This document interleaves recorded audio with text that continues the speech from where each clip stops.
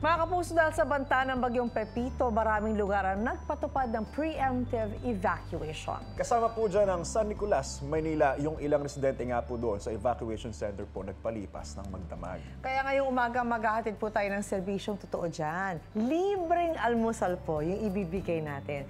Kaloy at Chef JR, kamusta yung mga kapuso natin? Kaloy, Chef, morning. Ingat po. Yes, salamat po. Ayan, magandang umaga dyan.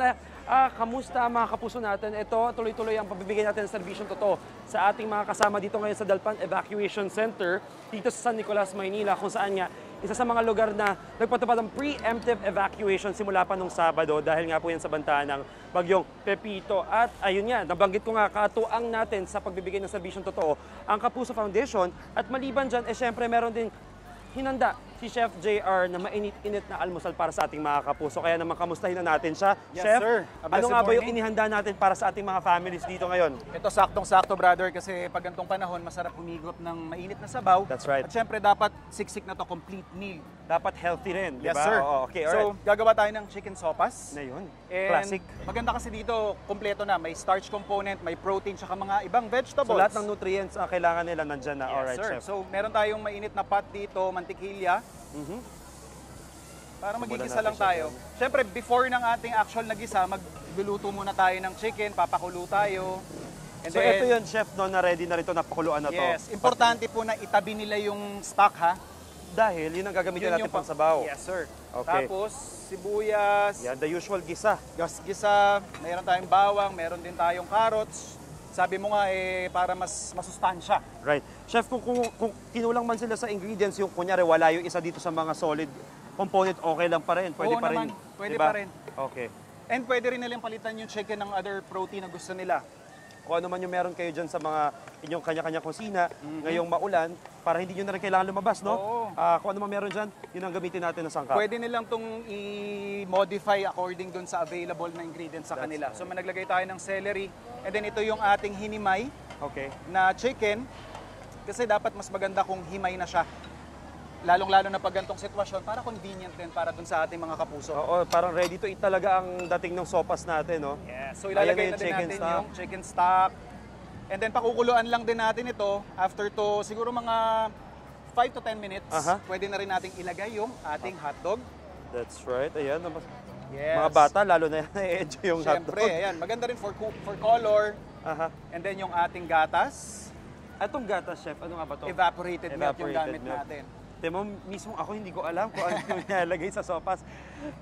Given na hindi ako nagluluto, kumakain lang din tayo. Di bali, akong bahala sa iyo dyan. I know naman you got us, Chef.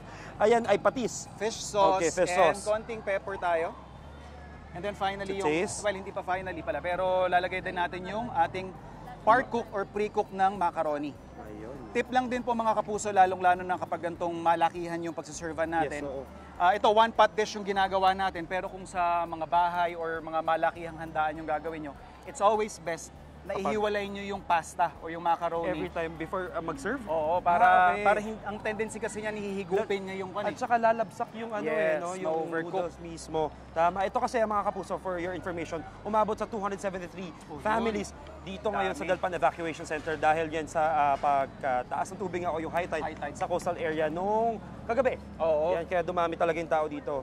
At Paul, sa kasalukuyan, okay na rin naman yung panahon, kalmado na, wala ng pag-ulan. So inaasahan yung mga kapuso natin hanggang hapon na lang po sila dito sa evacuation center. Magandang So that's a good balita sign, yan. yes, that's Magandang right. balita yan. So after natin malagay yung cabbage, pwede na natin to actually i-serve para half cook natin mai-present sa At ating mga... napansin ko naman, Chef, na ang dami mo nang naihanda para sa ating ito mga yung kapuso. ating naunang batch, kasama yung ating mga kasama dito sa unang hirit. Eto. Kaya there pwede you na go. tayo actually mamigay. Simulan na natin ang Yan. pagbibigay ng almusal sa ating Oo, mga almusal, kapuso. I'm Ito sure na- marami sa kanila gutom na rin, no? O shout out to isa sa ating mga kasama dito sa unang hirit, si Kim, sa pagiging masipag niya sa paglalagay at sasalin nitong mga sa individual Oo. cups. Thank you. Tsaka yung mga kasama natin dito pampainit sa talaga, lahat, tiyan. it's really a team effort. para makapagbigay ng ganitong klase ng serbisyo sa mga Yes, kapuso ang art natin. department natin together with Kim. Maraming salamat sa inyo. Ang sisipag nyo rin talagang, nako, kanina pa sila madaling araw dito. Naglalagay sa mga individual cups. Mga kapuso, tuloy-tuloy lang pamimigay natin ng serbisyong totoo dito sa ating mga kasama sa Dalpan Evacuation Center. Dito lang sa inyong pambansang morning show. Kung saan laging una ka, unang hirit! Ayun, kain po tayo. Ayan. Ikaw, hindi ka pa nakasubscribe sa GMA Public Affairs YouTube channel? Bakit?